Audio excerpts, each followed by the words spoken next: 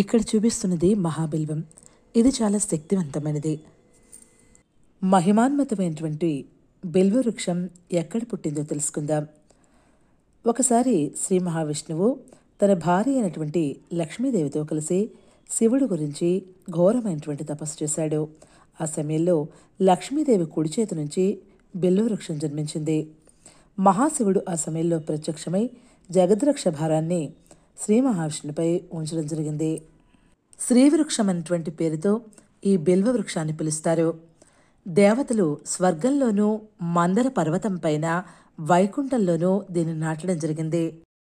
శివునికి ప్రీతిపాత్రమైన ఈ బిల్వ వృక్ష ఆకులతో ఏ రోజైనా పూజ చేసుకోవచ్చు.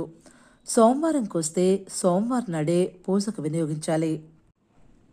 బిల్వవృక్ష పత్రం 1,00,000 బంగారు పూలతో సమానమని చెప్తారు.